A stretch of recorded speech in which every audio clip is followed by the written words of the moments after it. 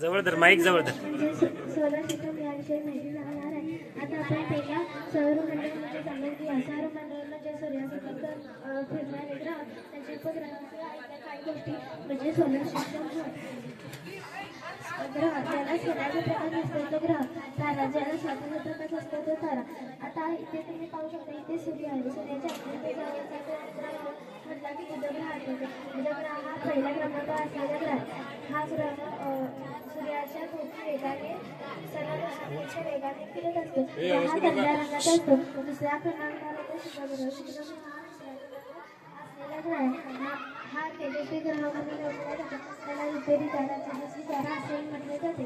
तिसऱ्या क्रमांकावर आपली पृथ्वी येते. पृथ्वीवर सजीवसृष्टी राहू शकतात व येथे प्राणवायू आहे व याविषयी सांगण्यासारखं खूप काही आहे. चौथ्या क्रमांकावर कोणता ग्रह येतो? मंगळ ग्रह. चौथ्या क्रमांकावर मंगळ ग्रह येतो. मंगळ ग्रह जवळ माईक जोरात सांग. मोठे विवरे वगैरे आढळतात व याला वाळवंटाचा ग्रह असेही म्हटले जाते. व मंगळ ग्रह आपले याही शोधलेला आहे.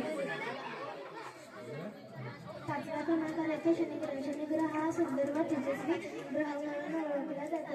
हा ग्रह पूर्णपणे वायुरूप पदार्थाने आच्छादित झालेला ग्रह आहे व या ग्रहावर हजारो कडे आहेत.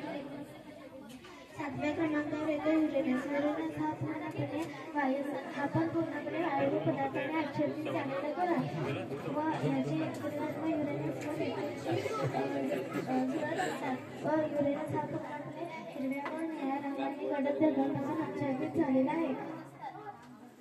सूर्यापासून शेवटचा ग्रह म्हटला की नेपच्यून. नेपच्यून हा सूर्यापासून अत्यंत दूर असलेला ग्रह आहे व सूर्यापासून अत्यंत दूर असल्या कारणाने येथे सूर्याचा प्रकाश पोचण्याच्या खडक आढळतात. आता आपण सर्व ग्रहांचे वैशिष्ट्य जाणून घेतलं तर त्यांची कक्षा जाणून घेऊया. इथे तुम्ही पाहू शकता, इथे बुधग्रहाची कक्षा, ही 2 बुधग्रहाची कक्षा. आता इथे पण तुम्ही पाहू शकता, इथे सर्वांची कक्षा. आता समजा बुधग्रहाच्या कक्षेत शुक्र ग्रह आला तर काय होईल?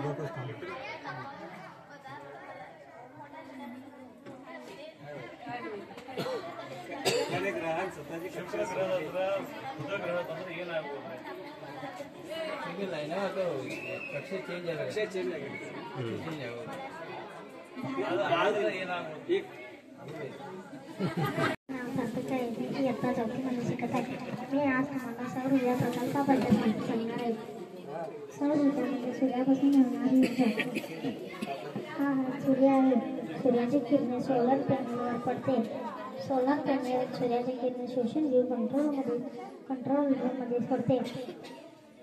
कंट्रोल रूम जमा करून घरासाठी व विहीरसाठी व शेतासाठी व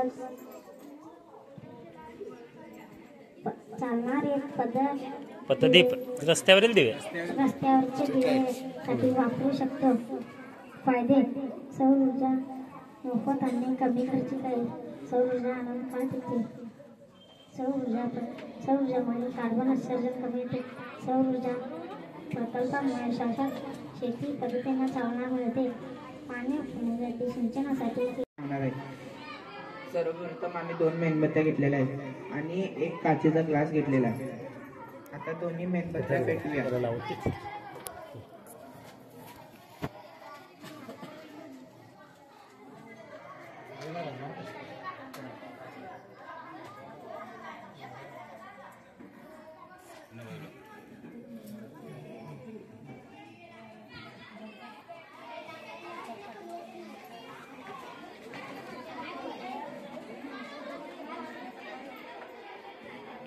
आता आम्ही दोन्ही मेणबत्त्या पेटवलेल्या आहे. आम्ही एक काचेचा ग्लास घेतलेला तो आता एका मेणबत्तीवर ते ठेवून पाहूया. आता नीट निरीक्षण करा. आता काय होत आहे?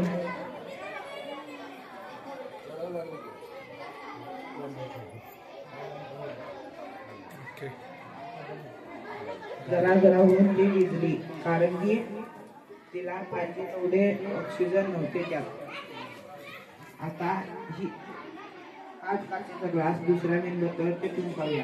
आता तात्या काय ही सुद्धा जरा जरा विझत आहे कारण की हिला बी ऑक्सिजन भेटत नाही आहे.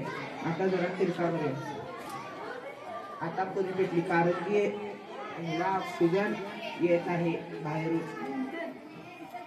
धन्यवाद.